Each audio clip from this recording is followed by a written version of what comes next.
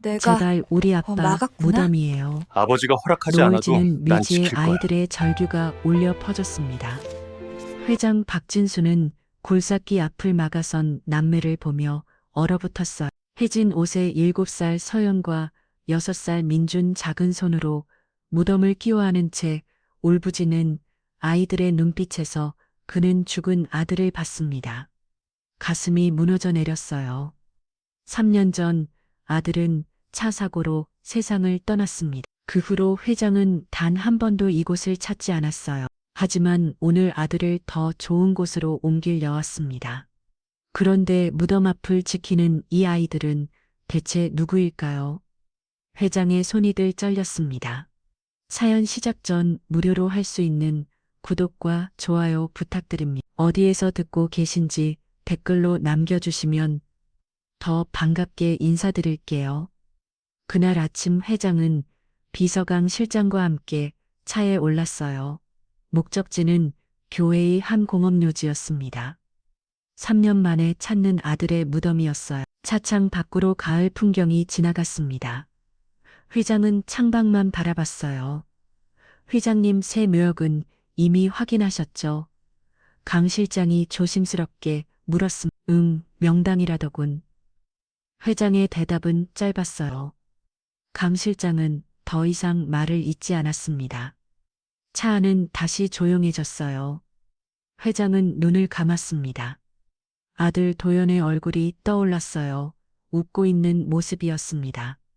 하지만 그 미소는 금방 흐려졌어요. 3년 전 그날 장례식장에서 본 차가운 얼굴이 기억났습니다. 사실 회장은 아들의 죽음 이후 한 번도 묘를 찾지 않았어요. 찾을 수가 없었습니다. 며느리 이정희가 장례 직후 말에게 떠올랐어요. 그 사람 다른 여자 만나고 다녔어요. 저를 배신했어요. 그 말을 듣는 순간 회장은 아들에 대한 모든 감정이 무너졌습니다. 실망과 분노가 밀려왔어요. 결혼한 지 1년도 안 됐는데 벌써 바람을 피웠다니. 회장은 아들의 무덤조차 찾고 싶지 않았습니다. 하지만 시간이 지나면서 마음이 조금씩 변했어요. 그래도 내 아들이었습니다. 잘못을 했어도 더 좋은 곳에 묻어주고 싶었어요. 그래서 오늘 이렇게 이장을 결심한 거였습니다. 차가 묘지 입구에 도착했어요. 회장은 천천히 내렸습니다. 가을 바람이 차가웠어요. 강 실장이 앞서 길을 안냈습니다. 이쪽입니다. 회장님 묘역은 생각보다 안쪽에 있었어요. 회장은 묵묵히 걸었습니다. 발걸음이 무거웠어요. 곧 아들의 묘기가 보였습니다. 박도연 묘비 앞에 국화한 다달이 놓여 있었어요. 회장은 멈춰서 씁니다. 누가 다녀간 걸까요? 그때 면을 잃는 없었어요. 정은은 장례 후 어디론가 떠났습니다. 회장님 굴삭기가 대기 중입니다. 강 실장의 말에 회장은 고개를 끄덕였어요. 작업자들이 다가왔습니다. 굴삭기가 천천히 움직이기 시작했어요. 바로 그때였습니다. 안 돼요. 어디선가 아이의 목소리가 들렸어요. 회장은 고개를 들었습니다. 두 아이가 숨을 털떡이며 달려오고 있었어요. 7살쯤 되어 보이는 여자아이와 6살쯤 되어 보이는 남자아이였습니다. 낡은 옷을 입고 있었어요. 얼굴에 땀이 흉언했습니다. 아이들은 굴삭기 앞으로 뛰어들었어요. 작업자가 놀라 기계를 멈췄습니다. 제발 우리 아빠 무덤 건드리지 마세요. 여자아이가 소리쳤어요. 남자아이는 무덤을 두 팔로 깨어내며 울기 시작했습니다. 안 돼요. 안 돼. 회장은 그 자리에 얼어붙었어요. 아빠 무덤이라고 이 아이들이 도연의 자식이란 말인가 머릿속이 하얘졌습니다. 저기 애들아 강 실장이 다가가려 했어요. 하지만 여자아이가 동생을 덮과 감싸 소리쳤습니다. 오지 마세요. 우리 아빠 건드리지 마. 아이의 목소리는 떨리고 있었어요. 하지만 눈빛만큼은 단단했습니다. 회장은 그 눈을 보는 순간 가슴이 철렁했어요. 도연의 눈이었습니다. 어릴 적 도연이 딱 저런 눈빛을 하고 있었어요. 무언가를 지키려 할 때 도연은 항상 저렇게 단단한 눈으로 회장을 바라봤습니다. 회장의 손이 떨렸어요. 인물이 말라왔습니다. 너희들은 누구냐? 회장이 간신히 물었어요. 하지만 아이들은 대답하지 않았습니다. 그저 무덤을 더욱 꽉 껴안으며 울 뿐이었어요. 남자아이가 고개를 들었습니다. 눈물 범벅인 얼굴이었어요. 그 얼굴을 보는 순간 회장은 숨이 막혔습니다. 도연의 어린 시절 얼굴이었어요. 회장님 어떻게 하시겠습니까? 강 실장이 조심스럽게 물었습니다. 회장은 대답할 수 없었어요. 가슴이 너무 아팠습니다. 아이들은 계속 울고 있었어요. 작은 억어가 들썩였습니다. 회장은 그 모습을 멍하니 바라봤어요. 정희의 말이 떠올랐습니다. 다른 여자를 만났다고 했죠. 그럼 이 아이들이 그때 생긴 아이들인가? 회장은 혼란스러웠어요. 하지만 한 가지는 확실했습니다. 이 아이들의 눈빛은 도연의 눈빛이었어요. 회장은 천천히 입을 열었습니다. 오늘은 그만두자. 네, 회장님. 강 실장이 놀라 물었어요. 회장은 고개를 저었습니다. 작업 중단의 다음에 다시 오지. 하지만 이미 준비가 중단이라고 했어. 회장의 목소리는 단호했어요. 강 실장은 더 이상 말하지 않았습니다. 작업자들에게 손질을 했어요. 굴삭기가 천천히 물러났습니다. 아이들은 그제야 울음을 멈췄어요. 여자아이가 조심스럽게 고개를 들었습니다. 회장과 눈이 마주쳤어요. 회장은 말을 걸고 싶었습니다. 하지만 목소리가 나오지 않았어요. 무슨 말을 해야 할지 몰랐습니다. 가자.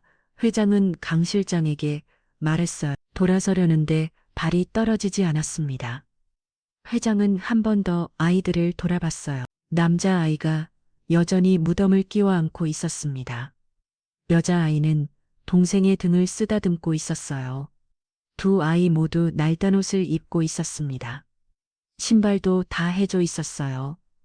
회장의 눈시울이 뜨거워졌습니다. 차로 돌아오는 길 회장은 한마디도 하지 않았어요. 강 실장도 조용히 운전만 했습니다. 회장은 창밖을 보며 생각에 잠겼어요. 도대체 저 아이들은 누구일까? 정말 도연의 자식일까? 만약 그렇다면 지금은 어디서 사는 걸까? 왜 저렇게 낡은 옷을 입고 있는 걸까? 질문들이 꼬리를 물었습니다. 하지만 답은 없었어요. 저녁이 되어 집에 도착했습니다. 회장은 서재로 들어갔어요. 책상 앞에 앉았지만 아무것도 할 수 없었습니다. 계속 아이들의 얼굴이 떠올랐어요. 우리 아빠 무덤 아이의 목소리가 귓가에 맴돌았습니다. 회장은 고개를 떨고 있어요. 가슴이 답답했습니다. 도연아, 내가 남긴 건 대체 뭐였니? 회장의 눈에 눈물이 맺혔어요. 3년 만에 처음 흘리는 눈물이었습니다. 회장은 밤새 잠을 이루지 못했습니다. 눈을 감으면 아이들의 얼굴이 떠올랐어요. 무덤을 끼워 안고 오는 모습, 떨리는 목소리, 그리고 도연을 닮은 눈빛. 새벽이 되어서야 겨우 눈을 붙였습니다. 아침 일찍 강 실장에게 전화를 걸었어요. 어제 그 아이들 알아볼 수 있겠나? 네, 회장님 이미 조사를 시작했습니다. 강 실장의 대답은 빨랐어요. 역시 눈치가 빠른 사람이었습니다. 오늘 중으로 보고 올리겠습니다. 전화를 끊고 회장은 창밖을 바라봤어요. 마음이 복잡했습니다. 정말 도연의 아이들일까? 만약 그렇다면 왜 아무도 그 사실을 말하지 않았을까? 점심때쯤 강 실장이 서재로 찾아왔습니다. 손에 서류 봉투를 들고 있었어요. 회장님, 조사 결과입니다. 회장은 서류를 받아들었습니다. 손이 떨렸어요. 첫 장을 넘겼습니다. 박서연이요. 7세 박민준 남. 이름 밑에 사진이 붙어 있었어요. 어제 본 그 아이들이었습니다. 회장은 천천히 내용을 읽어내려갔어요. 현재 성북구 소재 푸른나무 고아원에서 생활 중 3년 전 입소 보호자 없음. 고아원이라니. 회장의 가슴이 철렁했습니다. 도연 씨와의 관계는 강 실장이 말을 멈췄어요. 회장이 고개를 들었습니다. 뭔가 호적상으로는 확인되지 않습니다만 고아원 입소 당시 기록을 보면 강 실장이 다음 장을 넘겼어요. 입소 사유에 붙인 사망 모친 부재라고 적혀 있습니다. 그리고 붙인 이름이 말해봐 박도연입니다. 회장은 서류를 놓칠 뻔했어요. 도연의 아이들이 맞았습니다. 고아원 측에 따르면 아이들이 자주 묘지를 찾는다고 합니다. 매주 토요일마다요. 매주 회장이 되물었어요. 강 실장이 고개를 끄겠습니다. 네, 고아 원장 말로는 아이들이 아빠 보러 간다고 한답니다. 회장은 서류를 내려놓았어요. 가슴이 답답했습니다. 9년 동안 저 아이들은 매주 도연의 무덤을 찾았던 거예요. 그런데 왜 고아원에 있는 걸까? 며느리는 어디 있고 정희 며느리는 뭐라고 하던가? 회장이 물었습니다. 강 실장의 표정이 굳었어요. 며느리는 연락이 닿지 않습니다. 장례 후 이사를 갔다고만 들었습니다. 주소는 찾아보겠습니다만 아마 강 실장이 말을 흐렸어요. 회장은 알 것 같았습니다. 정희는 일부러 연락을 끄는 거예요.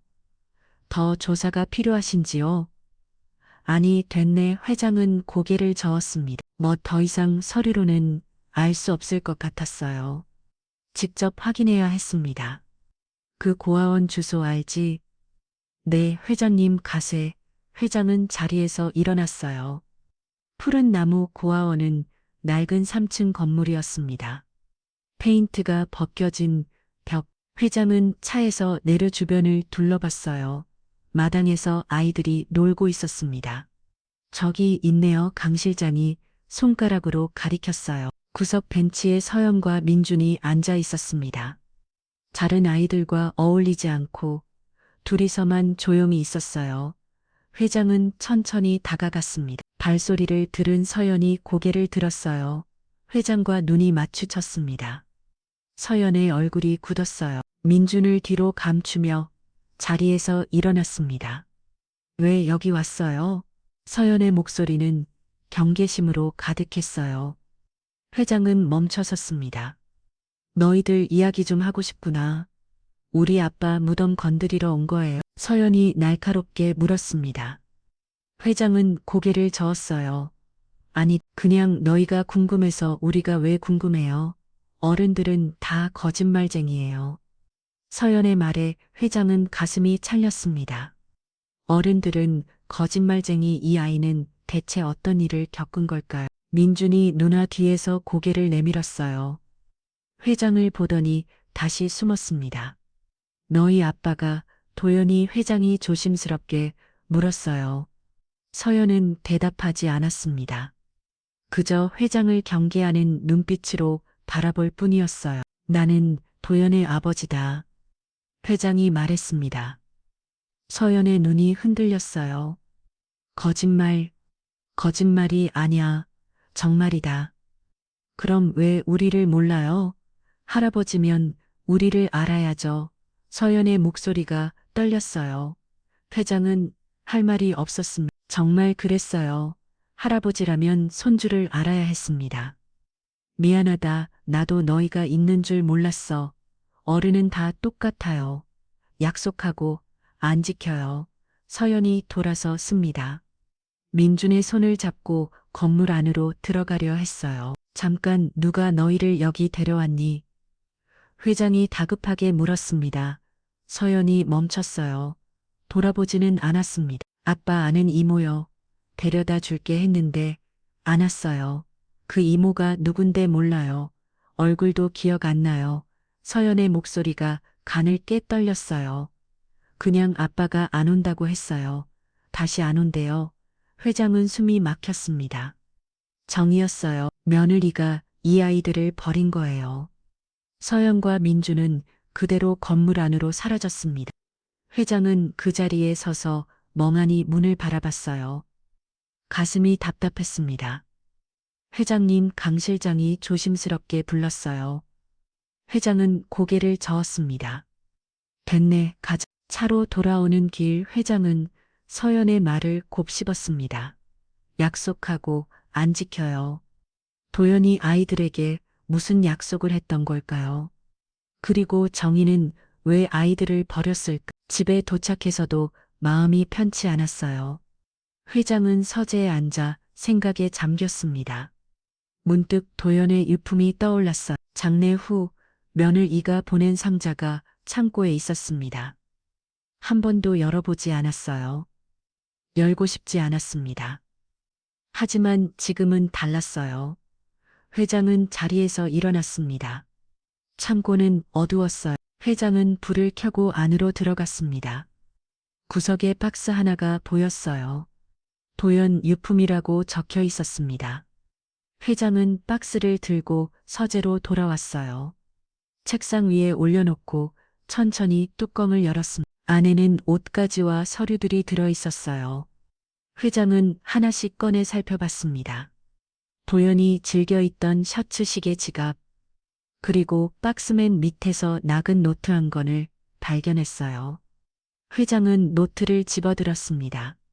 표지를 넘겼어. 도연의 글씨가 보였습니다.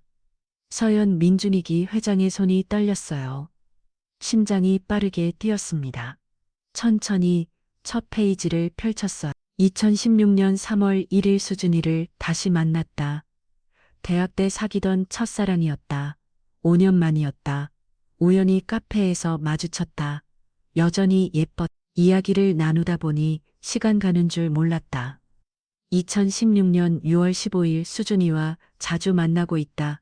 아버지께서 정희와 결혼하라고 하신다. 사업상 필요하다고. 하지만 내 마음은 수준에게 있다. 2016년 9월 3일 수준이가 임신했다. 내 아이다. 기쁘면서도 두렵다. 아버지께 어떻게 말씀드려야 할까? 수준이와 결혼하고 싶다고 말씀드렸지만 아버지는 허락하지 않으셨다. 회장은 숨을 멈췄어요. 도연이 결혼을 원했던 거예요. 자신이 막았던 거였습니다. 2016년 11월 21일 아버지께서 정희와의 결혼을 강력히 밀어붙이신다. 거부할 수 없다. 수준에게 미안하다. 아이짝은 꼭 책임지겠다고 약속했다. 2017년 1월 15일 서연이가 태어났다. 내 딸이다. 작은 손이 내 손가락을 꽉 잡았다. 눈물이 났다. 수준이는 출산 후 몸이 많이 약해졌다. 지병이 있다고 했다. 회장의 눈에 눈물이 멈췄어요. 다음 페이지를 넘겼습니다. 2018년 8월 21일 민준이가 태어났다. 아들이다. 서연이가 이제 동생을 봤다. 아빠 동생 예뻐요 라고 말했. 하지만 수준이의 건강이 계속 나빠지고 있다. 걱정이다. 2019년 3월 12일 수준이가 세상을 떠났다. 지병이 악화됐다. 마지막까지 아이들 걱정만 했다. 꼭 잘 키워주라고 했다. 약속했다. 아이들을 데려와야 한다. 2019년 5월 2020년 9월 주말마다 아이들을 만나러 간 아버지께는 말씀드리지 못하고 있다. 아이들이 자꾸 언제 같이 살아요? 라고 묻는다. 마음이 아프다. 2020년 10월 1일 아버지께서 정희와 결혼하라고 하셨다. 더 이상 미룰 수 없다. 정희에게 솔직히 말했다. 내게 아이들이 있다. 결혼 전에 나온 아이들이다. 정희가 화를 냈다. 그런 걸 이제 말해요? 그만해. 하지만 결혼은 진행됐다. 집안의 압력 때문이었다. 2020년 10월 25일 정희와 결혼했다. 결혼식 내내 마음이 무거웠다. 서연이와 민준이 얼굴이 떠올랐다. 2020년 12월 1일 아이들을 집으로 데려왔다. 우리 아이로 키우자고 정희에게 말했다. 정희는 겉으로는 동의했다. 하지만 눈빛이 차갔다. 2021년 1월 9월 정희가 아이들에게 차갑게 대한다. 서연이가 엄마 무서워이라고 했다.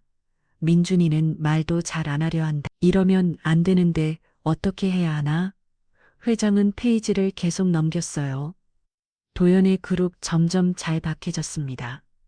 2021년 10월 5일 더 이상 이렇게 살 수 없다. 정희와 이야기를 했다.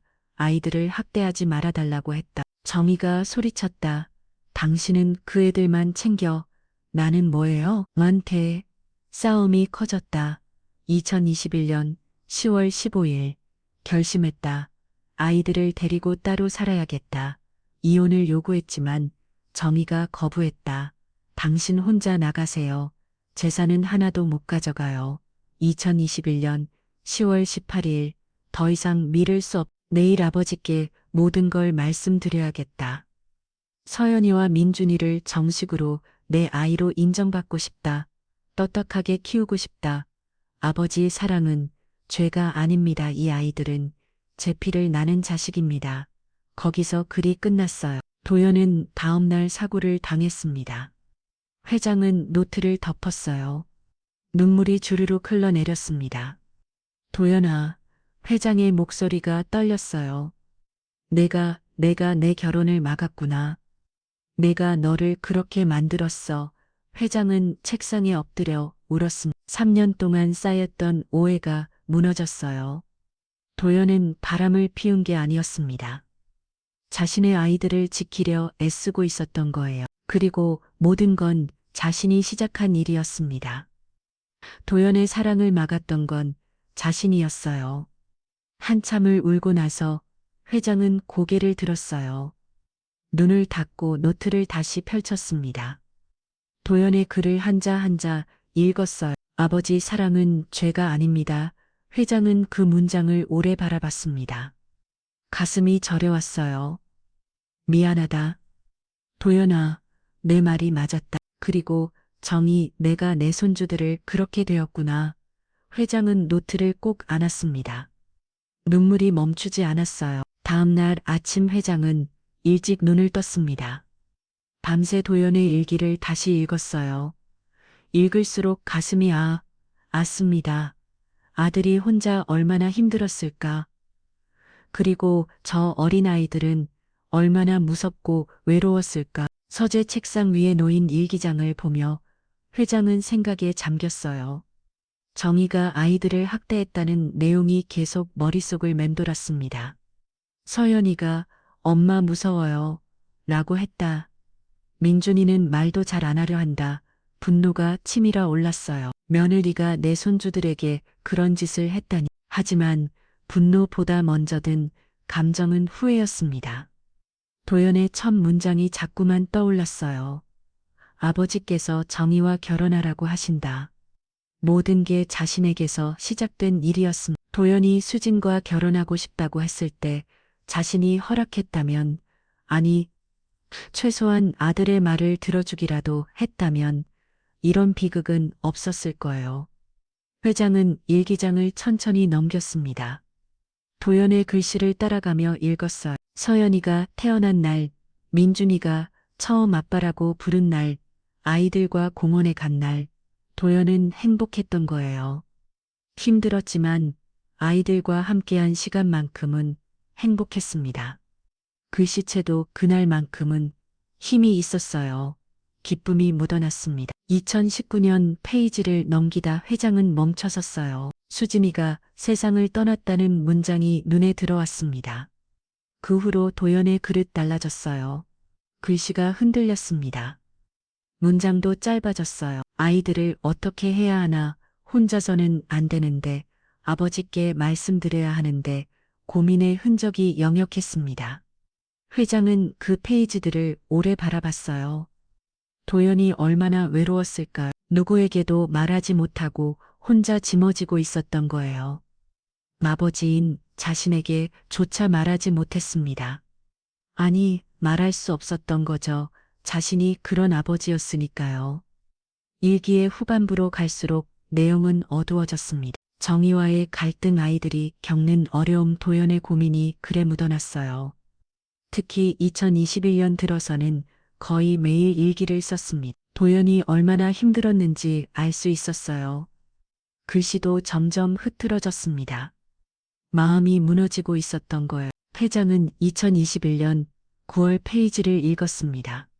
오늘 집에 갔더니 민준이가 방구석에 웅크리고 있었다. 정희에 뭐라고 했다는데 말을 안 한다. 서연이도 입을 다물었다. 두 아이 모두 겁먹은 얼굴이었다. 이러면 안 되는데 어떻게 해야 하나? 회장의 손이 떨렸어요. 6살, 5살 아이들이 겁에 질려 있었던 거예요. 10월로 넘어가자 글이 더 잘 박해졌습니다. 정의와 크게 싸웠다. 아이들을 학대하지 말아달라고 했다. 정의가 소리쳤다. 당신은 그 애들만 챙겨. 나는 뭐예요? 내가 잘못했다. 정의에게도 미안하다. 하지만 아이들을 포기할 수는 없다. 회장은 눈을 감았습니다. 며느리에 대한 분노와 아들에 대한 미안함이 뒤섞였어요. 마지막 페이지를 펼쳤습니다. 2021년 10월 18일. 더 이상 미룰 수 없다. 내일 아버지께 모든 걸 말씀드려야겠다. 서연이와 민준이를 정식으로 내 아이로 인정받고 싶다. 떳떳하게 키우고 싶다. 아버지 사랑은 죄가 아닙니다. 이 아이들은 제 피를 나는 자식입니다. 회장은 그 문장을 오래 바라봤어요. 내일, 하지만 그 내일은 오지 않았습니다. 도연은 다음 날 사고를 당했어요. 자신에게 모든 걸 말하려던 바로 그날, 문득 이상한 생각이 들었습니다. 앞에 그날 우연치고는 너무 잘 묘했어요. 회장은 고개를 저었습니다. 아니야, 그럴 리 없어. 그냥 불행한 우연이었을 거야. 하지만 마음 한 구석이 불편했습니다. 며느리가 아이들을 버렸던 것, 거짓말을 했던 것, 유산을 챙겨 도망친 것, 그 여자라면 혹시 회장은 다시 고개를 저었어요. 추측만으로는 안 됩니다. 강 실장에게 전화를 걸었어요. 며느리를 찾아보라고 했습니다. 점심때쯤 강 실장이 서재로 찾아왔어요. 손에 서류 봉투를 들고 있었습니다. 며느리는 서울을 떠난 것으로 보였어요. 장례 직후 계좌에서 큰 금액을 인출했고 그 후로 행적이 끊겼습니다. 유산을 챙기고 도망친 거였어요. 강 실장이 다음 서류를 꺼냈습니다. 고아원 기록이었어요. 아이들을 입소시킨 사람 이름이 김정희로 되어 있었습니다. 직접 버린 거였어요. 회장은 서류를 받아들었습니다. 손이 떨렸어요. 입소 당시 기록을 읽어 내려가는데 가슴이 찢어지는 것 같았습니다. 보호자 없음 부친 사망, 입소 사유 양육 불가 차가운 문장들 뒤에 아이들의 눈물이 보였어요. 강 실장이 조심스럽게 말했습니다. 고아원에서 연락이 왔다고 했어. 아이들이 오늘 아침부터 밥을 먹지 않는다고 했습니다. 어제 회장을 만나고 나서부터래요. 서연이가 계속 동생만 챙기고 자기는 아무것도 아무 먹는다고 했습니다. 회장의 가슴이 철용했어요. 자리에서 일어났습니다. 고아원에 도착했을 때는 오후 2시가 넘어서였어요. 회장은 서둘러 차에서 내렸습니다. 원장이 안내를 받아 이의 쑥으로 올라갔어요. 복도 끝 작은 방 앞에 섰습니다. 문을 두드렸어요. 안에서 아무 대답이 없었습니다. 다시 두드렸어요. 잠시 후 작은 발소리가 들렸습니다. 문이 조금 열렸어요. 서연의 얼굴이 보였습니다. 눈이 빨갛게 부어 있었어요. 경계하는 눈빛으로 회장을 바라봤습니다. 회장이 말했어요. 너희 걱정돼서 왔다고. 밥을 안 먹는다며 서연은 대답하지 않았습니다. 상관없다고 말했어요. 문을 다 들여 했습니다. 회장이 재빨리 문을 잡았어요. 들어가도 되겠냐고 물었습니다. 서연이 고개를 저었어요. 싫다고 어른들은 다 똑같다고 했습니다. 말만 하고 가버린다고 했어요. 회장은 가슴이 아팠습니다. 그 말이 맞았어요. 어제 자신은 말만 하고 그냥 가버렸습니다. 아이들에게 또 상처를 줬던 거예요. 회장은 가방에서 일기장을 꺼냈습니다. 서연에게 보여줬어요. 내 아빠가 쓴 일기라고 너희 이야기가 가득 담겨 있다고 말했습니다. 서연의 눈이 커졌어요.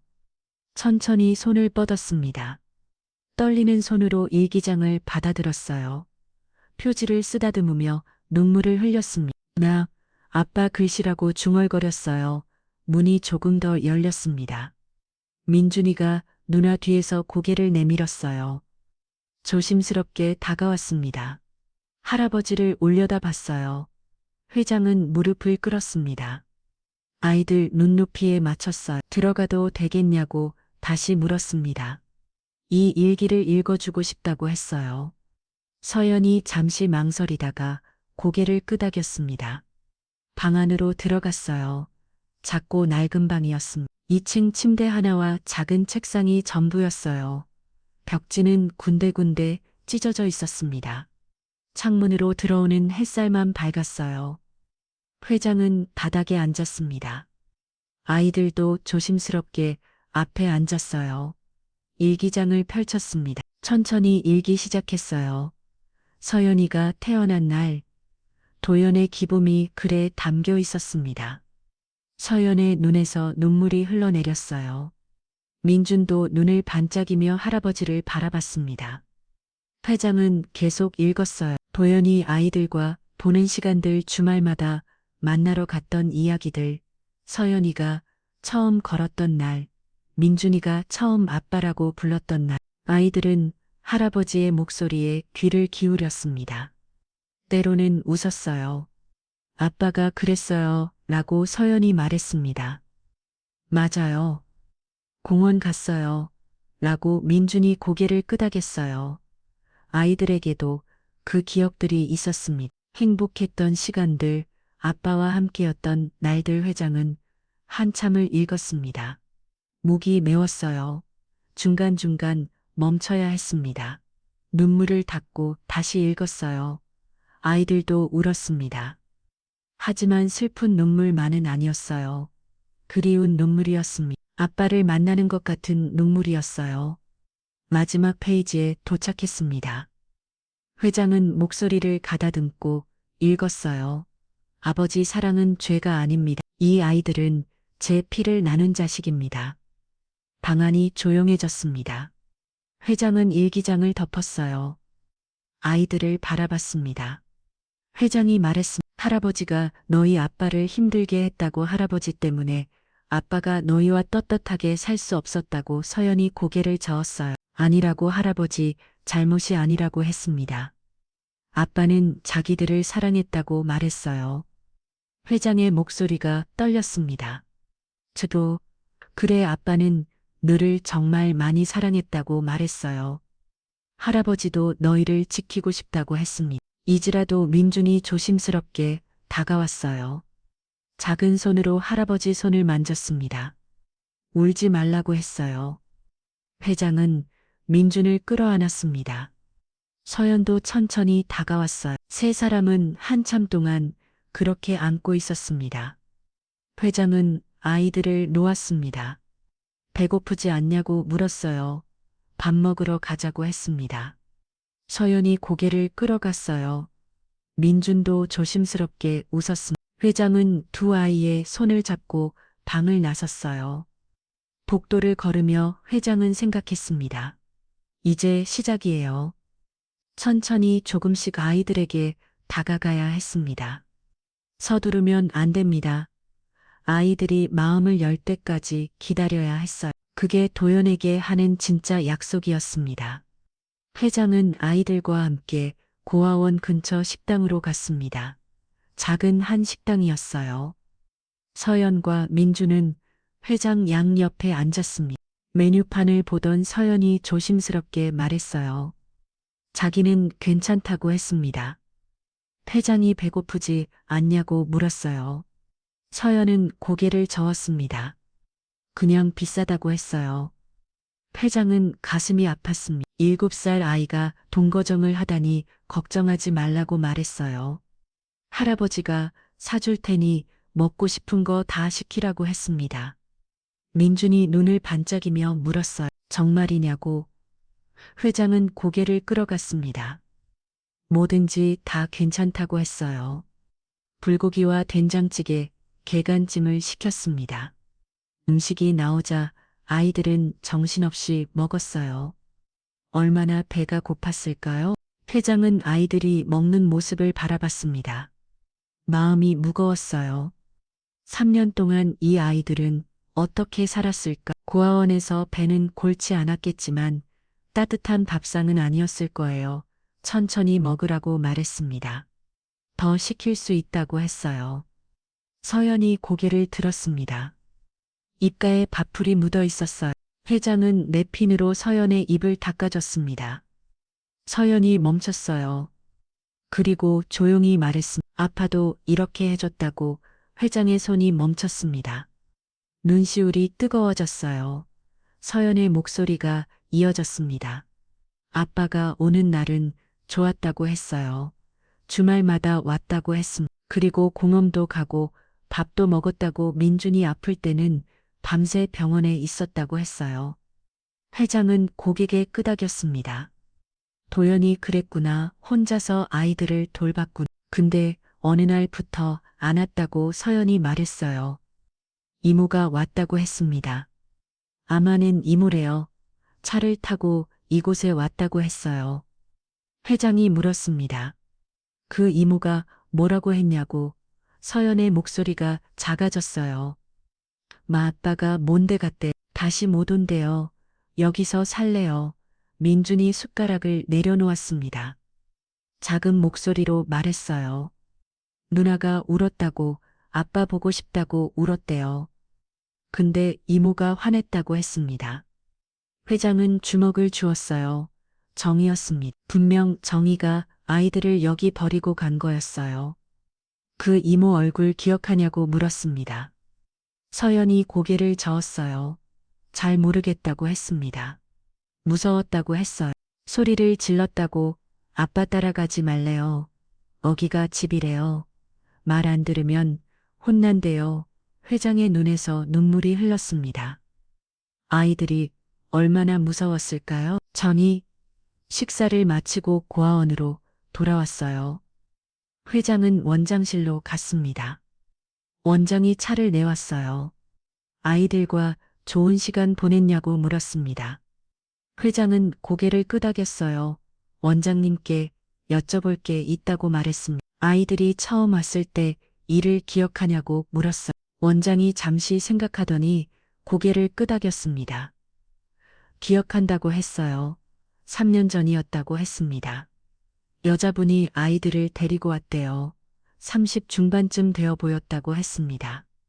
아이들 아버지가 돌아가셨다고 하더래. 자신도 사정이 어려워 아이들을 돌볼 수 없다고 했대요. 그 여자 이름을 물었습니다.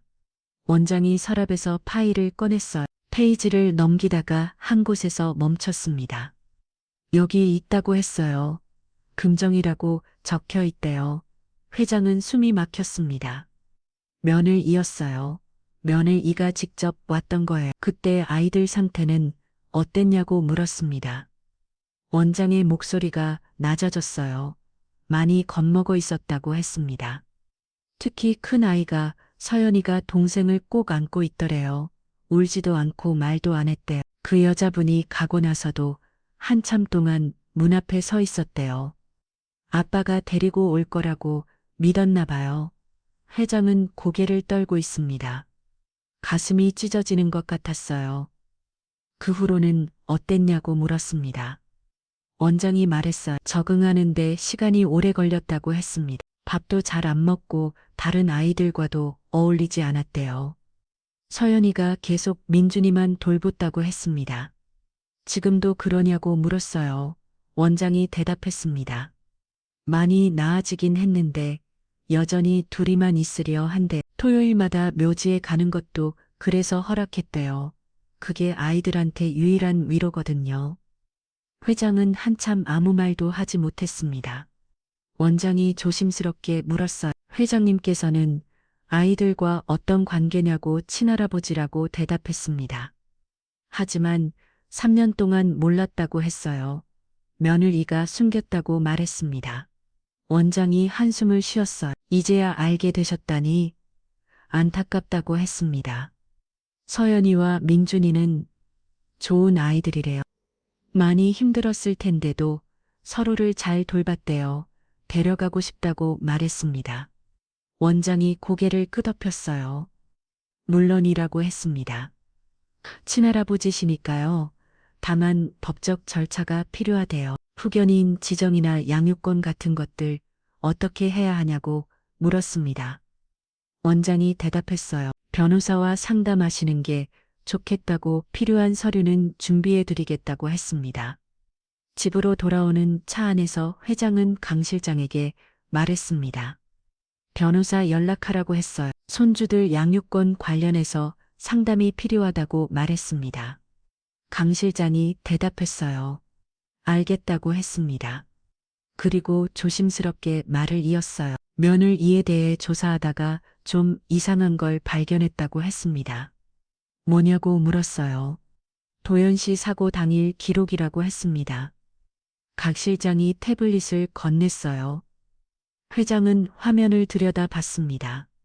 이게 뭐냐고 물었어요. 도연 씨 휴대폰 통화 기록이라고 했습니다. 사고 당일 아침 며느리와 통화가 여러 번 있었대요. 회장은 기록을 자세히 봤어요. 2021년 10월 19일 도연이 사고를 당한 날이었습니다. 오전 7시 30분, 8시 15분, 세 번의 통화가 있었어요. 통화 내용을 물었습니다. 그건 갈 수 없다고 했어요. 다만 이상한 게 더 있다고 했습니다. 강 실장이 다음 화면을 넘겼어요. 사고 직후 며느리가 대형 병원이 아닌 작은 병원으로 이송을 지시했다는 기록이 있대요.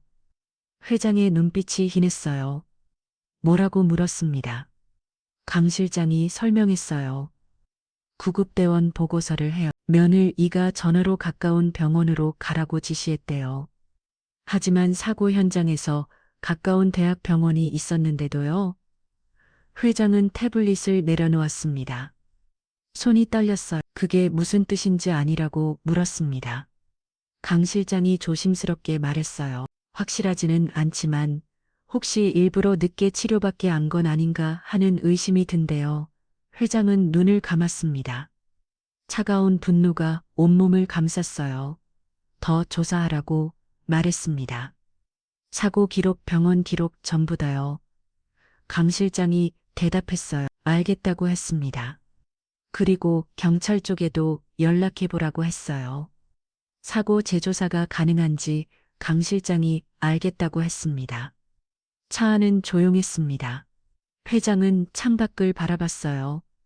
도연의 얼굴이 떠올랐습니다. 설마 정의가 일부러. 회장은 고개를 저었습니다. 아니야, 그럴 리 없어. 아무리 그래도 그렇지.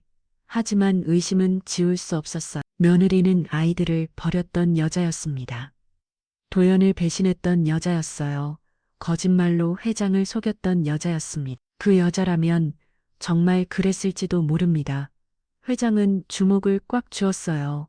아니야, 확실한 증거가 있어야 해. 추측만으로는 안 돼. 저녁이 되어 회장은 서재에 앉았습니다.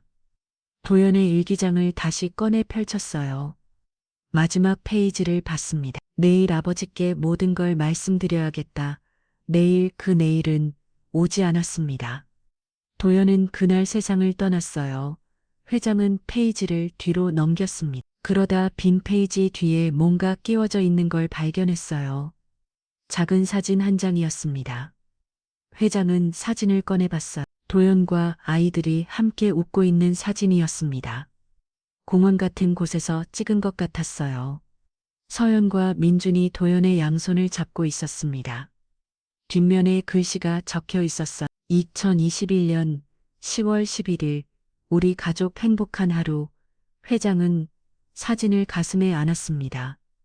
눈물이 흘러내렸어요. 도연아, 내가 지키려던 가족이구나. 이렇게 행복했구나. 그런데 9일 후 도연은 세상을 떠났습니다. 우연일까요? 회장은 사진을 책상 위에 조심스럽게 놓았습니다.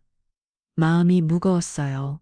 알고 싶지만 두려웠습니다. 만약 정말 그랬다면, 만약 며느리가 일부러 그랬다면 회장은 고개를 저었어요.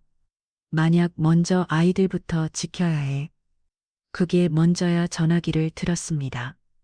강 실장에게 말했어. 내일 변호사 만나는 거 최대한 빨리 진행하라고 했습니다. 손주들을 하루 빨리 데려와야 한다고 말했습니다.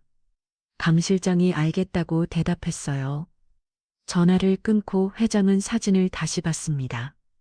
도연의 웃는 얼굴이 보였어. 기다려라. 도연아, 아버지가 내 아이들을 지킬게. 내 손주들을 반드시 지키마. 그리고 진실도 밝혀낼 거야. 천천히 조심스럽게 서두르지 않고 회장은 사진을 일기장 안에 넣었습니다. 책상 서랍에 조심스럽게 넣었어요. 창밖을 바라봤습니다. 어둠이 내리고 있었어요. 하지만 회장의 마음에는 작은 빛이 켜졌습니다. 손주들 이제 혼자가 아니에요. 할아버지가 있습니다. 다음 날 아침 회장은 일찍 일어났습니다. 오늘은 변호사를 만나기로 한 날이었어요. 손주들의 양육권을 확보하기 위한 첫 걸음이었습니다. 회장은 서재에서 준비한 서류들을 확인했어요. 고아원 입소기록, 도연의 일기장, 사본 가족관계, 증명서 하나하나 챙겼습니다. 강 실장이 차를 준비했어요. 변도사 사무실은 시내 중심가에 있었습니다. 차를 타고 가는 동안 회장은 창밖을 바라봤어요. 거리에는 출근하는 사람들로 붐볐습니다. 평범한 아침이었어요. 하지만 회장에게는 특별한 날이었습니다. 변호사 사무실에 도착했어요. 15층 건물이었습니다. 엘리베이터를 타고 올라갔어요. 사무실 문을 열고 들어서자 중년의 변호사가 일어나 인사했습니다. 김영수 변호사였어요. 강 실장이 미리 연락해둔 사람이었습니다. 악수를 나누고 자리에 앉았어요. 변호사가 서류를 펼쳤습니다. 강 실장에게 대략적인 상황은 들었다고 했어요. 손주분들의 양육권을 확보하고 싶으시다고 했습니다. 회장은 고개를 끄덕였어요. 그렇다고 대답했습니다. 변호사가 설명을 시작했어요. 친할아버지시니 법적으로 문제 없다고 했습니다. 다만 몇 가지 절차가 필요하다고 했어요. 후견인 지정 신청, 가정법원 허가 아이들, 의견 청취, 복잡한 절차였지만 회장은 집중해서 들었습니다. 하나하나 메모했어요. 시간이 얼마나 걸리냐고 물었습니다. 변호사가 대답했어요. 마르면 한 달 늦어도 2달 안에는 가능하다고 했습니다. 회장은 한숨을 쉬었어요. 2달 그 시간 동안 아이들은 고아원에 있어야 했습니다. 마음이 급했어요. 하지만 법적 절차는 피할 수 없었습니다. 변호사가 조심스럽게 물었어요. 혹시 며느리분과 연락이 닿느냐고 했습니다. 아니라고 대답했어요. 행방을 모르고 있다고 말했습니다. 변호사의 표정이 굳었어요. 그게 문제가 될 수 있다고 했습니다. 법적으로는 며느리분 도 아이들의 법정 대리인이거든요. 회장은 이를 악물었어요. 그 여자가 아이들을 버렸다고 말했습니다. 고아원에 버리고 도망갔다고 했어요. 변호사가 물었습니다. 증거가 있느냐고 고아원 기록이 있다고 대답했어요. 그 여자 이름으로 아이들을 맡겼다고 말했습니다. 변호사가 메모를 했습니다. 그 기록이 있다면 도움이 되겠다고 했어요. 아동 유기지로 고소도 가능하다고 했습니다. 회장은 단호하게 말했어요. 그렇게 하겠다고 그 여자를 찾아내서 법적 책임을 묻겠다고 했습니다. 변호사가 고개를 끄덕였어요. 고소장을 준비하겠다고 했습니다. 상담은 1시간 정도 걸렸어요. 회장은 필요한 서류들을 변호사에게 맡겼습니다. 최대한 빨리 진행해 달라고 부탁했어요. 변호사가 약속했습니다. 최선을 다하겠다고 했어요. 회장은 사무실을 나섰습니다. 엘리베이터를 타고 내려오는 동안 회장은 생각에 잠겼어요. 2달 길지 않은 시간이지만 아이들에게는 영원처럼 느껴질 거예요. 그동안 할 수 있는 게 뭘까? 자주 찾아가야 했습니다. 아이들이 외롭지 않게 해야 했어요. 1층 로비에 내려와 강 실장과 함께 밖으로 나왔습니다. 차로 걸어가는데 강 실장이 조심스럽게 말했어요. 회장님 노무현 씨 사고권은 어떻게 하시겠냐고 물었습니다. 회장은 걸음을 멈췄어요. 사고권, 어제 본 그 이상한 기록들이 떠올랐습니다. 사고 당일 아침에 여러 통화 작은 병원으로의 이성지 씨 우연치고는 너무 많은 의문자들이었어요. 하지만 확실한 건 아무것도 없었습니다. 추측일 뿐이었어요. 회장은 천천히 입을 열었습니다. 일단 보류하자고 했어요. 지금은 아이들이 먼저라고 말했습니다. 아이들을 안전하게 데려온 다음에 생각하자고 했어요. 강 실장이 고개를 끄덕였습니다. 알겠다고 했어요. 하지만 회장의 마음속에서는 의심이 자라고 있었습니다. 정의가 정말 그랬을까? 일부러 도연을 위험에 빠뜨렸을까? 회장은 고개를 저었어요. 증거가 없어 확실한 게 있어야 해. 섣불리 움직이면 안 돼. 차에 올랐었습니다. 강 실장이 물었어요. 어디로 가시겠냐고. 회장은 잠시 생각했습니다.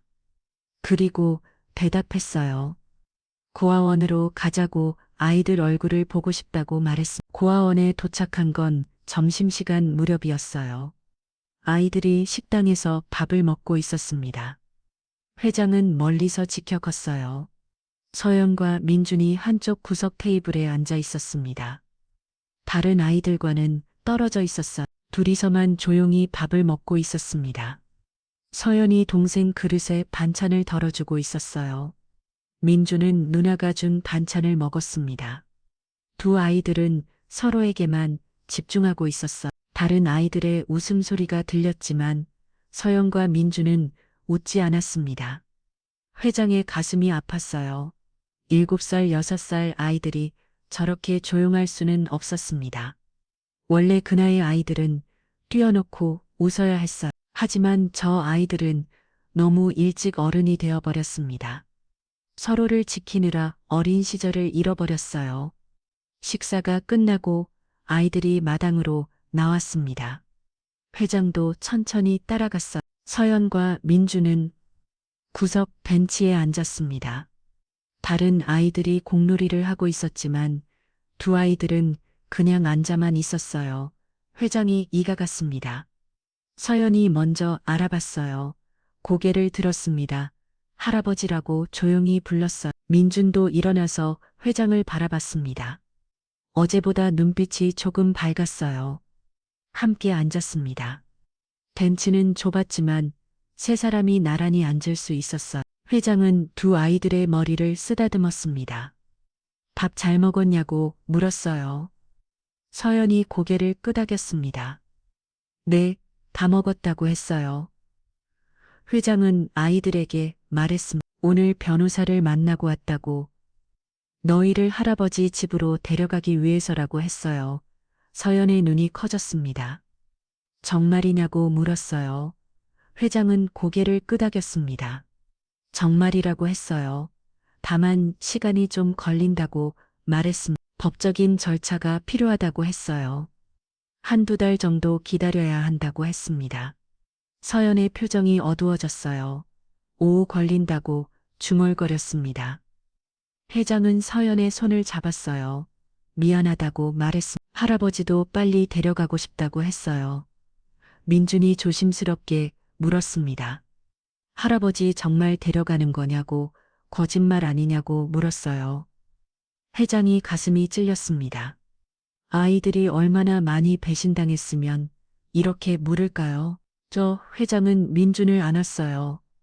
거짓말 아니라고 했습니다. 약속한다고 말했어요. 서연이 새끼 손가락을 내밀었습니다. 약속하자고 했어요. 회장은 서연의 작은 손가락에 자신의 손가락을 걸었습니다. 도장 찍고 확인했어요. 민준도 손가락을 내밀었습니다. 회장은 민준과도 약속했어요. 세 사람은 서로의 손가락을 걸고 약속을 확인했습니다. 회장은 아이들과 한참을 앉아 있었어요. 말은 많지 않았습니다. 그냥 함께 있는 것만으로도 좋았어요. 가을 바람이 불었습니다. 서연이 민준의 옷깃을 염려줬어요. 동생을 챙기는 모습이 야무졌습니다. 회장은 생각했어요. 저 아이들에게 어린 시절을 돌려줘야 한다고, 걱정 없이 뛰어놀 수 있게 해줘야 한다고, 동생을 챙기지 않아도 되게 해줘야 한다고, 그게 도연이 원했던 거였습니다. 해가 기울 무렵 회장은 고아원을 나섰습니다. 아이들이 손을 흔들며 배우겠어요. 내일도 오냐고 물었습니다. 회장은 고개를 끄덕였어요. 자주 올 거라고 약속했습니다. 차에 올라타며 회장은 강 실장에게 말했습니다. 앞으로 매일 고아원에 들르겠다고 아이들과 시간을 보내고 싶다고 했어요. 강 실장이 대답했습니다. 알겠다고 일정을 조정하겠다고 했어요. 집으로 돌아오는 길 회장은 창밖을 바라봤습니다. 노을이 지고 있었어요. 붉은 하늘이 아름다웠습니다. 문득 도연이 생각났어요. 도연도 이런 노을을 봤을까?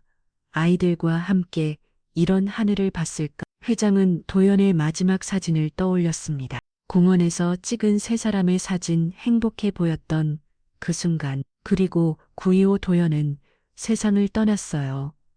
너무 갑작스러웠습니다. 너무 갑작스러웠습니다.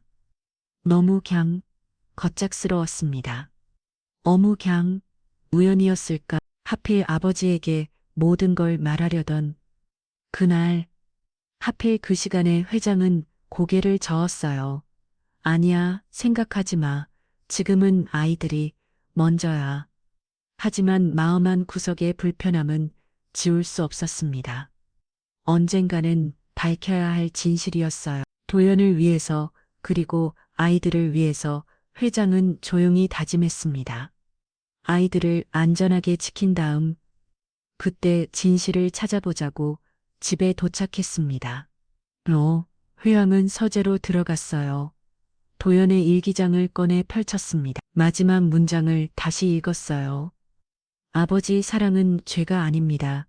회장은 일기장을 가슴에 안았습니다. 미안하다, 도연아. 늦었지만 아버지가 내 아이들을 지킬게. 내가 지키려던 사랑을 내가 이어갈게. 회장이 눈에서 눈물이 흘렀어. 하지만 이번에는 슬픔만의 눈물이 아니었습니다. 다짐의 눈물이었어요. 한 달이 흘렀습니다. 회장은 매일 고아원을 찾았어요. 비가 오나 눈이 오나 빠짐없이 갔습니다. 처음에는 1시간 정도만 머물렀어요. 아이들과 이야기를 나누고 함께 산책을 했습니다. 시간이 지나면서 회장은 더 오래 머물렀어요. 점심을 함께 먹고 책을 읽어주고 그림을 그렸습니다. 서연과 민준도 조금씩 변했어요. 처음에는 조심스러웠습니다. 할아버지가 정말 계속 올까 의심했어요. 하지만 회장이 약속을 지키자 아이들도 마음을 열기 시작했습니다. 서연은 할아버지에게 학교 이야기를 했어요. 민주는 할아버지 손을 먼저 잡았습니다. 어느 날 회장이 고아원에 갔을 때였어요. 민준이 달려와 안겼습니다.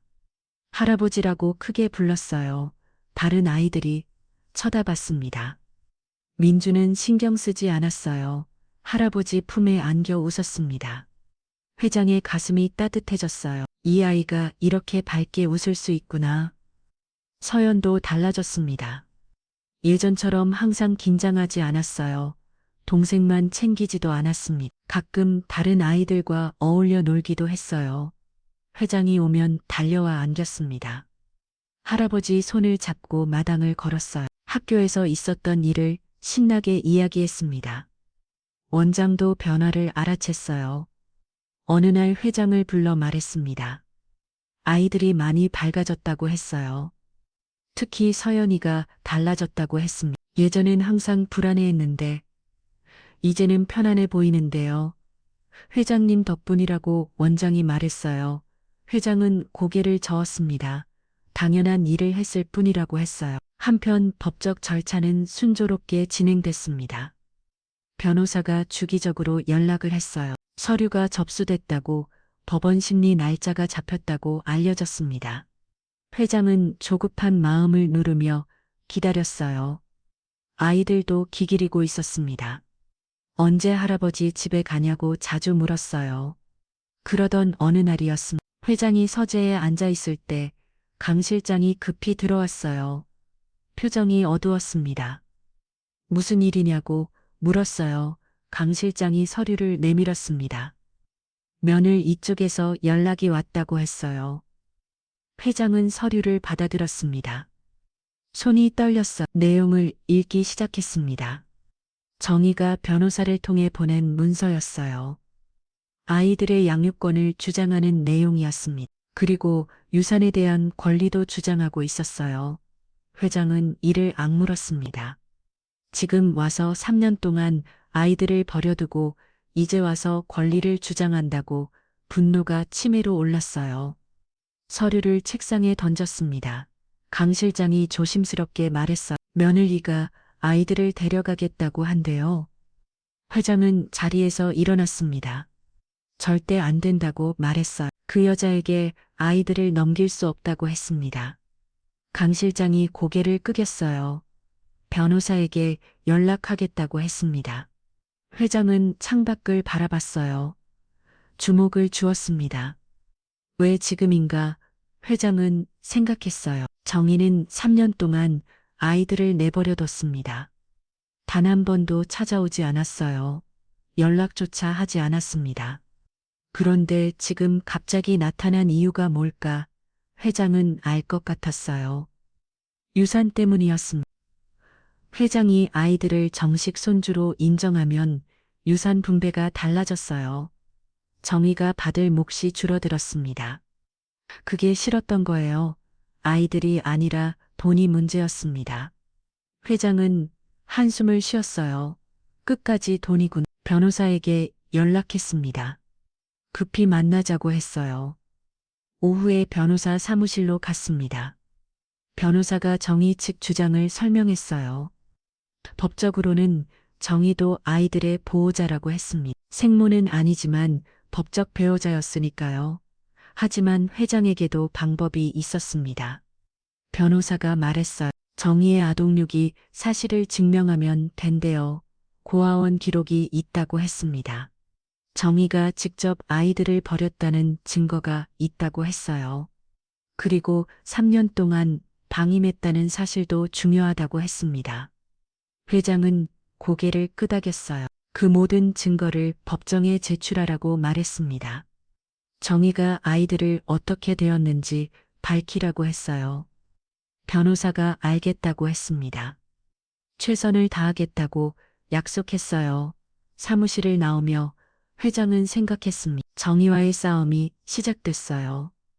하지만 물러설 수 없었습니다. 아이들을 지켜야 했어요. 도연히 지키려던 아이들을 정의에게 넘길 수는 없었습니다. 며칠 후 법원 심리가 열렸습니다. 회장은 변호사와 함께 법정에 들어갔어요. 반대편에 정의의 변호사가 앉아 있었습니다. 하지만 정의 본인은 없었어요. 변호사만 보냈습니다. 재판이 시작됐어요. 정의 측 변호사가 먼저 말했습니다. 정의는 법적 보호자라고 추정했어 아이들을 돌볼 권리가 있다고 했습니다. 그리고 3년 전 불가피한 사정으로 아이들을 맡겼을 뿐이라고 변명했어요. 회장 측 변호사가 반박했습니다. 구하원 기록을 제출했어요. 정의가 아이들을 입소시킨 날짜, 그때의 상황이 적혀 있었습니다. 보호자 없음으로 기재했다는 사실도 밝혔어요. 그리고 3년 동안 단 한 번도 아이들을 찾지 않았다는 기록도 제출했습니다. 판사가 서류를 검토했습니다. 표정이 굳어졌어요. 정의 측 변호사에게 물었습니다. 왜 3년 동안 아이들을 방임했느냐고 변호사가 답변했어요. 경제적 어려움이 있었다고 했습니다. 하지만 이제는 상황이 나아졌다고 추정했어요. 회장 측 변호사가 다시 말했습니다. 정의가 도연의 유산을 받았다고 밝혔어요. 경제적 어려움은 거짓이라고 했습니다. 그리고 도연의 일기장 일부를 제출했어요. 정의가 아이들을 학대했다는 내용이 적힌 부분이었습니다. 법정이 조용해졌습니다. 판사가 일기장을 읽었어요. 오래 읽었습니다. 그리고 고개를 들어 양측을 바라봤어요. 오늘은 여기까지 하겠다고 말했습니다. 다음 심리 날짜를 잡고 아이들의 의견도 청취하겠다고 했어요. 재판이 끝났습니다. 회장은 법정을 나서며 한숨을 쉬었어요. 변호사가 말했습니다. 잘 진행되고 있다고 했어요. 판사가 일기장에 관심을 보였다고 했습니다. 희망이 있다고 했어요. 하지만 회장의 마음은 무거웠습니다. 아이들이 법정에 나와야 했어요. 판사 앞에서 누구와 살고 싶은지 말해야 했습니다. 어린 아이들에게 너무 가혹한 일이었어요. 하지만 피할 수 없었습니다. 고아원으로 향했습니다. 아이들에게 말해야 했어요. 다음 주에 법원에 가야 한다고, 판사님이 너희 이야기를 듣고 싶어 한다고 말해야 했습니다. 고아원에 도착했어요. 서영과 민준이 마당에서 놀고 있었습니다. 회장을 보고 달려왔어요. 할아버지라고 반갑게 불렀습니다. 회장은 아이들을 다녀왔어요. 한참을 그렇게 안고 있었습니다. 조용한 곳으로 갔습니다. 벤치에 함께 앉았어요. 회장은 아이들에게 천천히 설명했습니다. 다음 주에 법원에 가야 한다고, 판사님이 너희와 이야기하고 싶어 한다고 말했어요. 서연이 물었습니다. 무슨 이야기를 하냐고. 회장은 대답했어요. 누구와 살고 싶은지 물어볼 거라고. 할아버지랑 살고 싶은지 아니면 다른 사람이랑 살고 싶은지 물어본대요. 서연의 눈이 커졌습니다. 민준이 불안한 표정으로 물었어요. 할아버지랑 못 사는 거냐고. 회장은 고개를 저었습니다. 아니라고, 그러려고 법원에 가는 거라고 말했어요. 너희가 할아버지랑 살고 싶다고 말하면 된다고 했습니다. 서연이 조용히 말했어요. 할아버지랑 살고 싶다고 했습니다. 민준도 고개를 끄덕였어요. 할아버지랑 살 거라고 했습니다. 회장은 두 아이를 안았어요. 고맙다고 말했습니다. 할아버지도 너희랑 살고 싶다고 했어요. 하지만 한 가지 더 말해야 할 게 있었습니다. 회장은 조심스럽게 입을 열었어요. 너 법원에 다른 사람들 온다고 말했습니다. 아빠와 결혼했던 이모가 온대요. 서연의 얼굴이 굳었습니다. 그 이모니하고 물었어. 우리 여기 데려온 이모니하고. 회장은 고개를 끄덕였습니다. 그래, 그 이모라고 했어요. 서연이 민준이 끌어안았습니다. 민준이 떨고 있었어요. 무섭다고 중얼거렸습니다. 회장은 두 아이를 꼭 안았어. 무서워하지 말라고 했습니다. 할아버지가 있다고 말했어요. 아무도 너희를 데려가지 못한다고 약속했습니다. 서연과 민준이 할아버지 품에 안겨 울었어요. 회장도 울었습니다. 이 아이들이 겪어야 할 일이 너무 가혹했어요. 하지만 이겨내야 했습니다. 함께 이겨내야 했어요. 회장은 다짐했습니다. 반드시 아이 지키겠다고. 해가 질 무렵 회장은 고아원을 나섰습니다. 뒤돌아봤어요. 서연과 민준이 창문에서 손을 흔들고 있었습니다. 회장도 손을 흔들었어요. 그리고 차에 올랐었습니다. 강 실장이 말했습니다. 다음 주 재판 잘 될 거라고 했어요. 회장은 고개를 끄덕였습니다. 그래야 한다고 말했어요. 반드시 이겨야 한다고 했습니다. 피는 물보다 진하다고, 돈보다 강하다고 믿는다고 말했어요. 차는 저녁 어스름 속을 달렸습니다. 회장은 창밖을 바라봤어요. 별이 뜨기 시작했습니다. 도연도 저 하늘에서 보고 있을까? 아버지를 믿고 있을까? 회장은 조용히 중얼거렸어요. 기다려라, 도연아. 아버지가 대 아이들을 지킬 테니. 재판 날이 다가왔습니다. 회장은 밤잠을 설쳤어요. 내일이면 아이들이 법정에 서야 했습니다. 판사 앞에서 자신의 의견을 말해야 했어요. 7살, 6살 아이들에게 너무 가혹한 일이었습니다. 회장은 침대에 누워 천장을 바라봤어요. 잠이 오지 않았습니다. 새벽이 되어서야 잠깐 눈을 붙였어요. 꿈을 꿨습니다.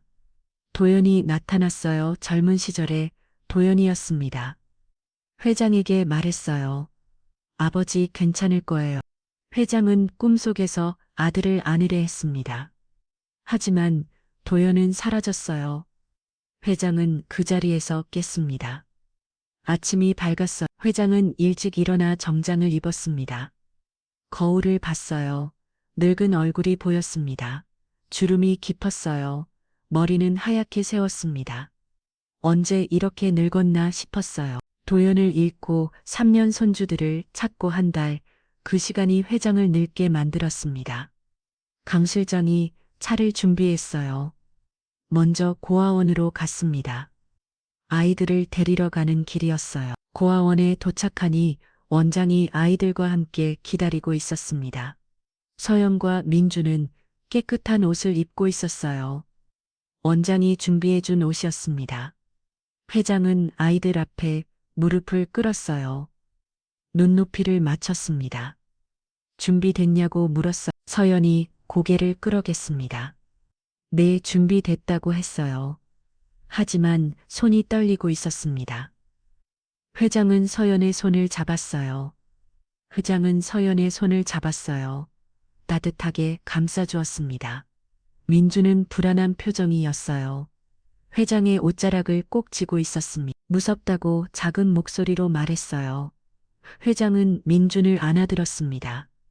무서워하지 말라고 했어요. 할아버지가 옆에 있다고 말했습니다. 차에 올랐습니다. 아이들은 회장 양 옆에 앉았어요.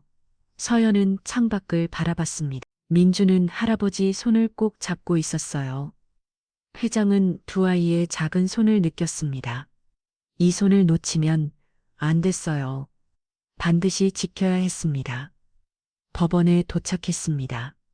큰 건물이었어요. 아이들은 긴장한 표정으로 건물을 올려다봤습니다. 회장은 아이들 손을 잡고 안으로 들어갔어요. 복도는 조용했습니다. 사람들이 오가고 있었어요. 변호사가 기다리고 있었습니다. 법정 앞에서 잠시 기다렸어요.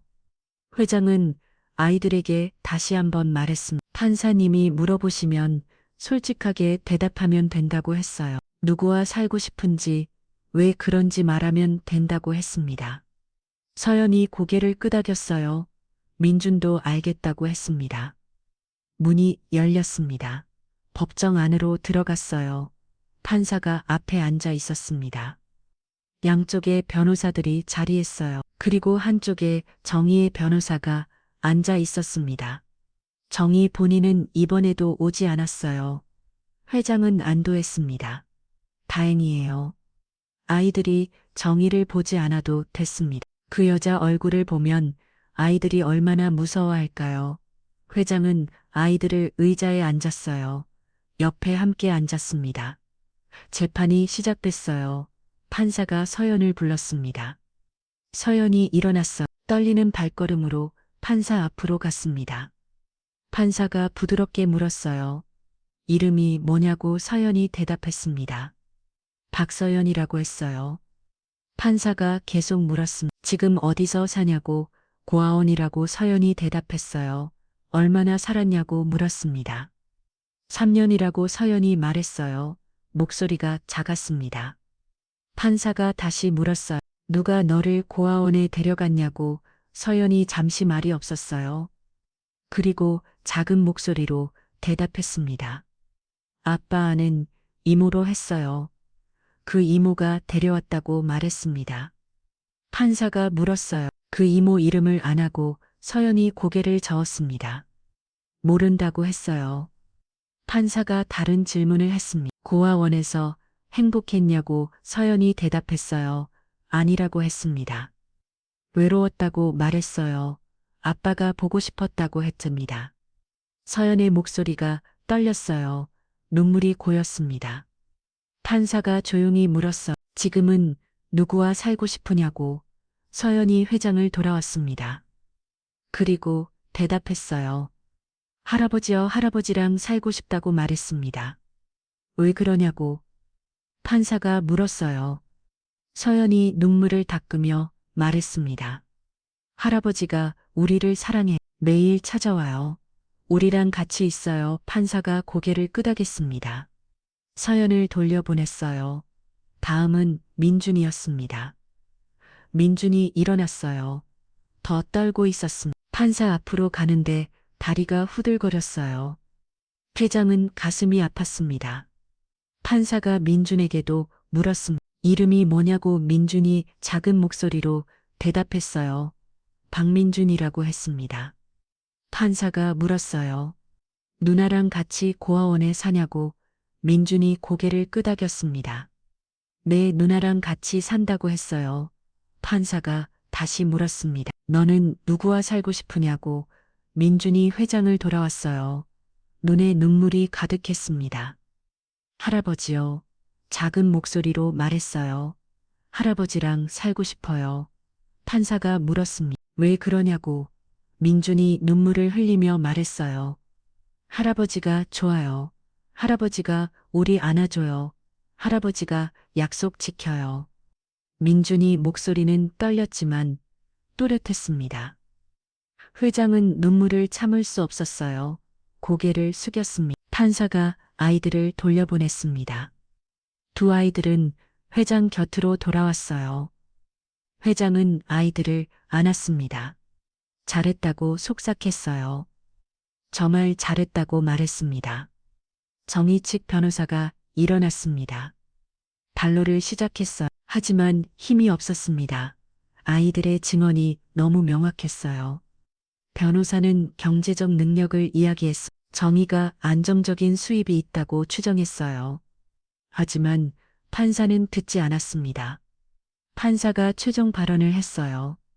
아이들의 의견이 가장 중요하다고 말했습니다. 그리고 지난 3년간의 방음도 심각하다고 했어요. 판결은 2주 후에 나온다고 했습니다. 재판이 끝났어요. 법정을 나서며 회장은 한숨을 쉬었습니다. 변호사가 말했어요. 잘 됐다고 했습니다. 판사가 아이들 편이었다고 말했어요. 승소 가능성이 높다고 했습니다. 회장은 고개를 끄덕였어요. 그러길 바란다고 아이들을 고아원으로 데려다 줬어요. 서연과 민주는 지쳐 있었습니다. 긴장했던 시간이었어요. 회장은 아이들을 달아줬습니다. 오늘 정말 잘했다고 말했어요. 용감했다고 칭찬했습니다. 집으로 돌아오는 길, 회장은 생각에 잠겼어요. 아이들의 목소리가 귀가에 맴돌았습니다. 할아버지가 약속 지켜요. 민준의 그 말이 가슴을 찔렀어요. 얼마나 많이 배신당했으면 약속을 지킨다는 게 그렇게 중요할까? 저녁이 되어 회장은 묘지로 향했습니다. 도연의 무덤을 찾아가고 싶었어요. 오랜만이었습니다. 묘지는 조용했어요. 노을이 지고 있었습니다. 붉은 하늘이 무덤을 비쳤어요. 회장은 도연의 묘비 앞에 섰습니다. 무릎을 꿇었어요. 묘비를 쓰다듬었습니다. 박도연 차가운 돌이었습니다. 회장은 한참을 그렇게 앉아 있었어요. 미안하다고 중얼거렸습니다. 도연아, 아버지가 미안해. 내가 사랑한 사람을 막았어. 내가 지키려던 아이들을 외면했어. 너를 힘들게 만들었어. 회장의 목소리가 떨렸어요. 눈물이 흘러내렸습니다. 회장은 계속 말했어요. 가문을 지키려다 가족을 잃었구나. 체면을 차리려다 사랑을 버렸구나. 아버지가 잘못했어. 내가 울었어. 사랑은 죄가 아니었어. 회장은 묘비의 이마를 대고 울었습니다. 한참을 울고 나서 회장은 고개를 들었어요. 하늘을 봤습니다. 별이 하나 둘 뜨기 시작했어요. 도연도 저기 있을까? 아버지를 보고 있을까? 회장은 조용히 말했습니다. 도연아, 내 아이들 잘 지킬게. 아버지가 끝까지 책임질게. 묘비 앞에 국화한 송이를 놓았어요. 일어서서 마지막으로 묘비를 쓰다듬었습니다. 그리고 돌아서서요. 차로 걸어가는데 뒤돌아봤습니다. 노을빛이 무덤을 감싸고 있었어요. 평화로워 보였습니다. 회장은 생각했어요. 이제 조금씩 빚을 갚는 거라고, 도연에게 아이들에게 진 빚을 갚는 거라고, 남은 생은 그 아이들을 위해 살겠다고 다짐했습니다. 그게 아버지가 할 수 있는 유일한 속죄였어요. 차에 올랐습니다. 강 실장이 물었어요. 어디로 가시겠냐고. 회장은 대답했습니다. 집으로 가자고. 아이들 방 준비를 확인하고 싶다고 말했어요. 2주 후면 판결이 나옵니다. 그때까지 모든 걸 준비해야 했어요. 차는 어둠 속을 달렸습니다. 회장은 창밖을 바라봤어요.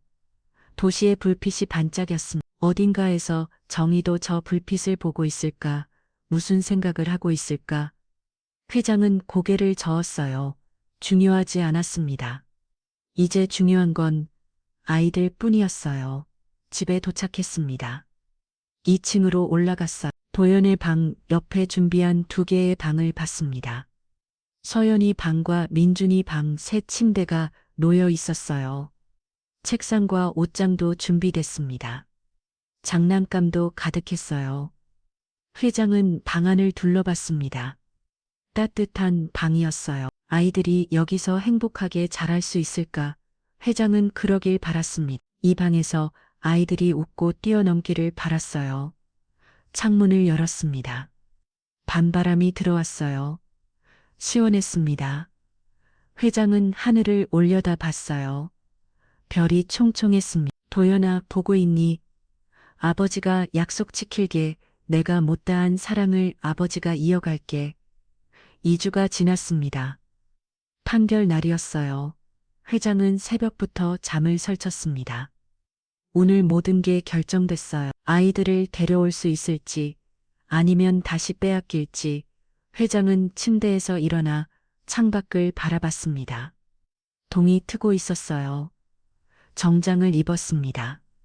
넥타이를 매는데 손이 떨렸어요. 몇 번이나 다시 매야 했습니다. 거울을 봤어요. 긴장한 얼굴이었습니다. 심호흡을 했어요. 괜찮을 거야. 반드시 이길 거야. 스스로에게 말했습니다. 강 실장이 차를 준비했어요. 먼저 고아원으로 갔습니다.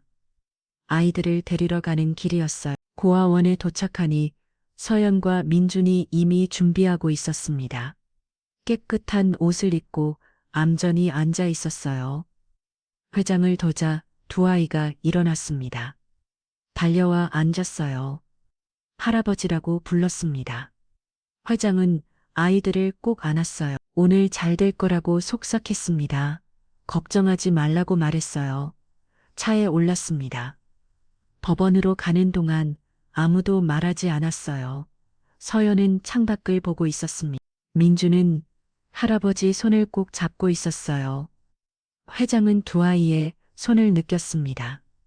따뜻했어요. 살아있는 온기였습니다. 법원에 도착했습니다. 변호사가 입구에서 기다리고 있었어요. 좋은 소식이 있다고 했습니다. 정희가 법정에 나오지 않기로 했대요. 변호사만 참석한대요. 회장은 안도했습니다. 아이들이 그 여자를 보지 않아도 됐어요. 법정으로 들어갔습니다. 자리에 앉았어요. 잠시 후 판사가 들어왔습니다. 모두 일어났다가 다시 앉았어요. 판사가 서리를 펼쳤습니다. 법정이 조용해졌어요. 회장의 심장이 빠르게 뛰었습니다. 판사가 입을 열었습니다. 이 사건을 신중히 검토했다고 말했어. 양측의 주장을 모두 들었다고 했습니다. 그리고 아이들의 의견도 청취했다고 했어요. 이제 판결을 내리겠다고 말했습니다. 판사가 계속 말했어요. 법적으로는 정의도 보호자의 지위가 있다고 했습니다. 하지만 지난 3년간의 방임은 심각하다고 했어요. 아동복지법상 유기에 해당한다고 판단했습니다. 그리고 아이들의 의사도 명확하다고 했어요. 판사가 판결문을 읽었습니다. 박서연, 박민준에 대한 친권자를 박진수로 지정한다고 했어요. 정의의 양육권은 박탈한다고 선고했습니다. 회장은 숨이 멎는 것 같았어요. 이겼습니다. 아이들을 지켰어요. 법정이 술 넘었습니다. 변호사가 회장에게 축하한다고 말했어요. 회장은 고개를 끄덕였습니다. 감사하다고 답했어요. 그리고 아이들을 돌아봤습니다. 서연과 민준이 회장을 바라보고 있었어요. 회장이 말했습니다. 이제 할아버지 집에 갈 수 있다고, 우리 집으로 가자고 했어요. 서연의 눈에 눈물이 고였습니다. 정말이냐고 물었어요. 회장은 고개를 끄덕였습니다. 정말이라고, 이제 가족이라고 말했어요. 민준이 할아버지 얘기 안겼습니다. 울었어요. 서연도 울었습니다. 회장도 눈물을 흘렸어요. 세 사람은 법정 안에서 한참을 안고 있었습니다. 주변 사람들이 박수를 쳤어요. 따뜻한 박수 소리가 법정을 채웠습니다. 법원을 나섰습니다. 햇살이 따사로웠어요. 가을 하늘이 높고 푸르렀습니다. 회장은 아이들 손을 잡았어요. 이제 고아원으로 가서 집을 싸야 했습니다. 그리고 집으로 가는 거예요. 고아원에 도착했습니다. 원장이 기다리고 있었어요. 소식을 들었다고 했습니다. 축하한다고 말했어요. 아이들이 좋은 집으로 가게 돼서 기쁘다고 했습니다. 회장은 고개를 숙여 인사했어요. 그동안 아이들을 돌봐줘서 감사하다고 말했습니다. 아이들 방으로 갔습니다. 짐이 많지 않았어요. 옷가지 몇 벌과 책 몇 권, 도연의 일기장도 있었습니다. 서연이 소중히 간직하고 있던 거예요. 회장은 가방에 집을 넣었습니다. 생각보다 금방 끝났어요. 다른 아이들이 작별 인사를 하러 왔습니다. 서연과 민준을 안아줬어요. 잘 지내라고 말했습니다. 서연도 민준도 친구들에게 인사했어요. 고맙다고 건강하라고 말했습니다. 아이들의 눈에 눈물이 맺혔어요. 3년을 함께 보낸 친구들이었습니다. 원장이 서연에게 작은 상자를 건넸어요. 너희가 그린 그림들이라고 했습니다. 기념으로 가져가라고 말했어요. 서연이 상자를 받아들였습니다. 고맙다고 인사했어요. 원장이 서연의 머리를 쓰다듬었습니다. 행복하게 살라고 말했어요. 고아원을 나섰습니다. 회장은 뒤돌아봤어요. 3년 동안 아이들이 살던 곳이었습니다. 외롭고 힘든 시간이었을 거예요. 하지만 이제는 다릅니다. 회장은 아이들 손을 잡고 차로 걸어갔어요. 차에 올랐습니다. 집으로 가는 길이었어요. 아이들은 긴장한 표정이었습니다. 처음 가는 곳이었어. 할아버지 집이 어떨까 궁금했을 거예요. 회장은 아이들에게 말했습니다. 너희 방이 준비돼 있다고 예쁜 방이라고 했어요. 30분쯤 달려 집에 도착했습니다. 큰 집이었어요. 아이들이 눈을 크게 떴습니다. 회장은 아이들을 데리고 안으로 들어갔어요. 넓은 것을 김복도 아이들은 둘이 번거리며 집안을 구경했습니다. 2층으로 올라갔습니다. 복도를 걸어 방 2개 앞에 섰어요. 회장이 말했습니다. 이게 서연이 방 저게 민준이 방이라고 했어요. 문을 열었습니다. 방 안에는 새 침대와 책상이 있었어요. 장난감도 가득했습니다. 서연이 방 안으로 들어갔습니다. 천천히 둘러봤어요. 침대에 앉아봤습니다. 부드러웠어요. 책상을 만져봤습니다. 깨끗했어요.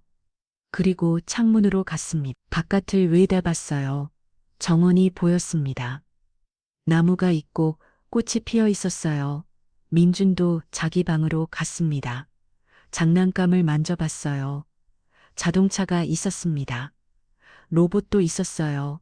민준이 로봇을 들어 올렸습니다. 신기한 표정이었어요. 회장이 물었습니다. 마음에 드냐고. 민준이 고개를 끄덕였어요. 네, 좋다고 했습니다.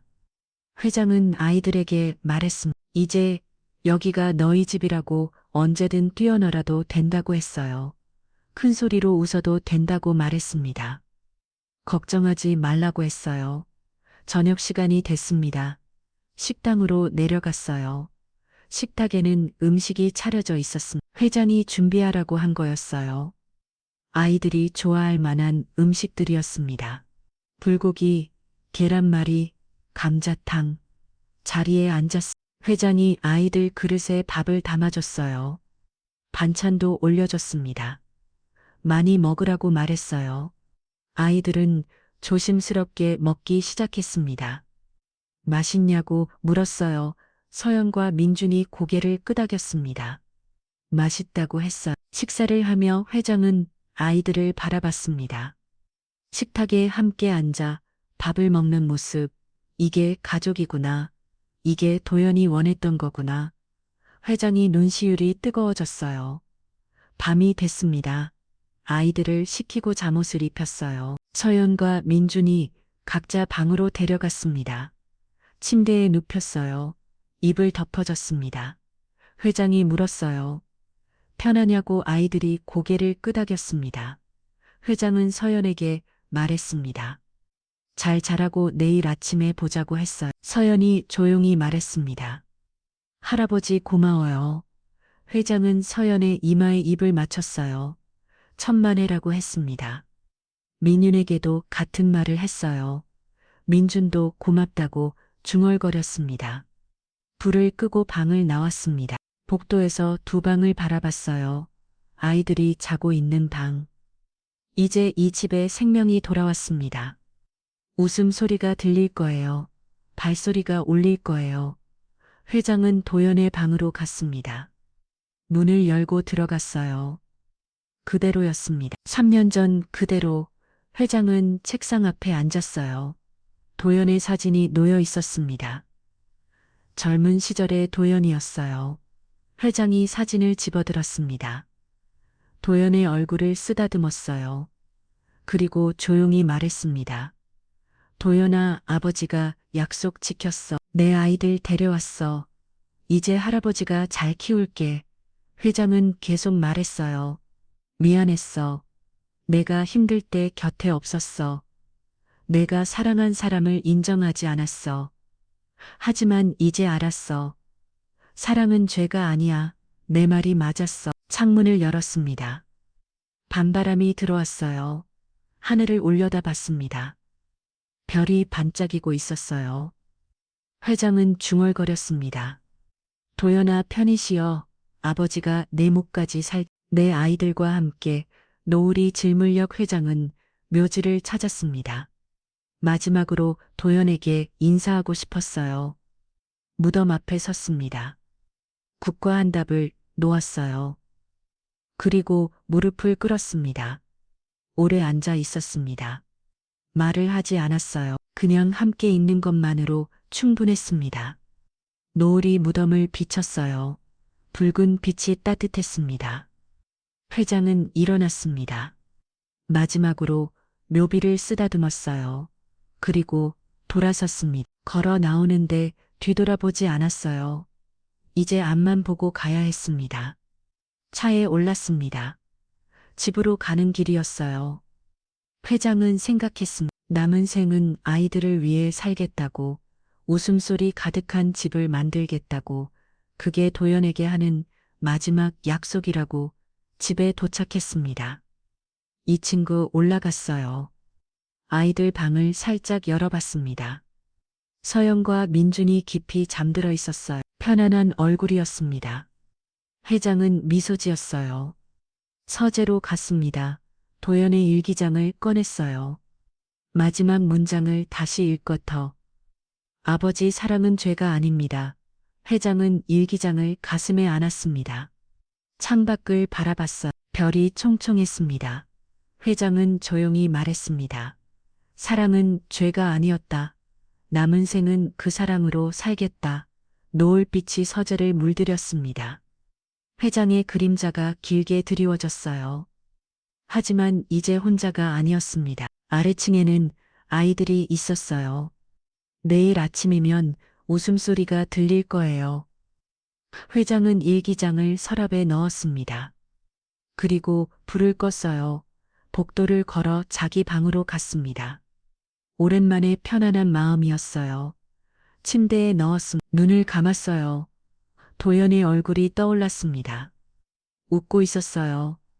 회장도 미소 지었습니다. 잘 자라, 도연아. 이제 모든 게 괜찮을 거야.